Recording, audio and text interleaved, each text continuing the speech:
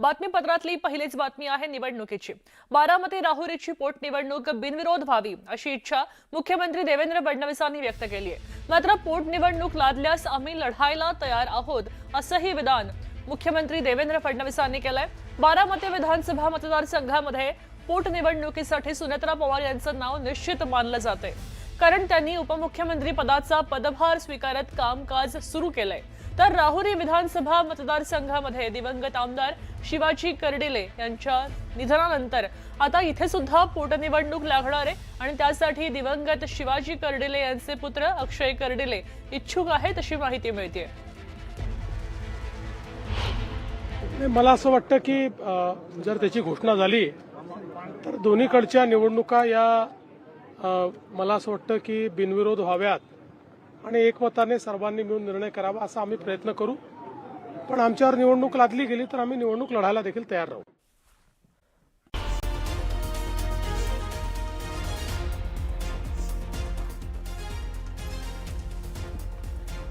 पुणे येथे मेट्रो भवनाचं उद्घाटन मुख्यमंत्री देवेंद्र फडणवीस यांच्या हस्ते होत आहे। तिथली ही थेट दृश्य आपण पाहतोय। पुण्यामध्ये मेट्रो भवनाचं उद्घाटन आणि या प्रसंगी हे उद्घाटन देवेंद्र फडणवीस यांच्या हस्ते होत आहे आणि तिथली ही थेट दृश्य आपण पाहतोय। पुण्यामध्ये मेट्रो भवनाचं उद्घाटन आणि त्याची प्रतिकृती देखील इथे तयार करण्यात आलेली आहे आणि ती थेट दृश्य आपण स्क्रीनवर पाहतोय। या मेट्रो भवनाचं उद्घाटन मुख्यमंत्री देवेंद्र फडणवीस यांच्या हस्ते होत आहे आणि थोड्याच वेळात आता याचं उद्घाटन होणार।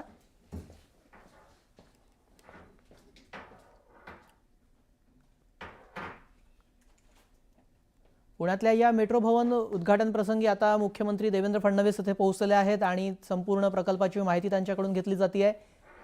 या भवनाचं उद्घाटन त्यांच्या हस्ते केलं जाणार आहे आणि त्याआधी या संपूर्ण भवनाचं ते पाहणी करतायत आणि त्याची माहिती जाणून घेत आहेत।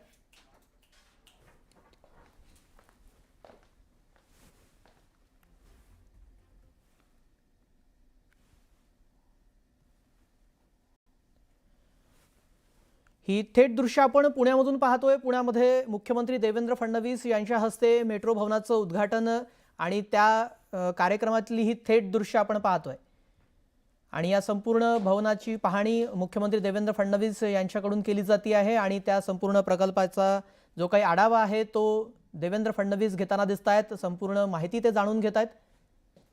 या संदर्भात अधिक माहिती जाणून घेऊयात। आमचे प्रतिनिधी अभिजित पोते या संदर्भात अधिक अपडेट देतील। अभिजित, काय सध्या तिथली परिस्थिती आहे? नक्कीच आपण पाहतोय की मुख्यमंत्री देवेंद्र फडणवीस आज पुणे दौऱ्यावरती आहेत आणि पुण्यातल्या मेट्रो उभा केलेलं जे पुणे मेट्रो भवन आहे त्याचं लोकार्पण, त्याचं उद्घाटन आज मुख्यमंत्री देवेंद्र फडणवीस यांच्या हस्ते पुण्यात होत आहे। या कार्यक्रमाला स्वतः उपमुख्यमंत्री सुनेत्रा पवार, मंत्री चंद्रकांत पाटील, माधुरी मिसाळ आणि सगळ्या स्थानिक आमदारांची देखील उपस्थिती असलेली पाहायला मिळते। खरं तर टप्प्याटप्प्याने हळूहळू पुणे शहरातली मेट्रो जी आहे ते सुरू झाली होती। पहिला टप्पा, दुसरा टप्पा, आता नव्या विस्तारीकरणाचाही मोठा प्रस्ताव राज्य आणि केंद्र सरकारकडून आलेला आहे आणि या दरम्यानच जे पुणे मेट्रोचं मुख्य भवन आहे पुण्यातल्या शिवाजीनगर भागात खरं तर हे भवन उभं राहतंय आणि त्याचं लोकार्पण मुख्यमंत्र्यांच्या हस्ते नुकतंच पुण्यात पार पडले।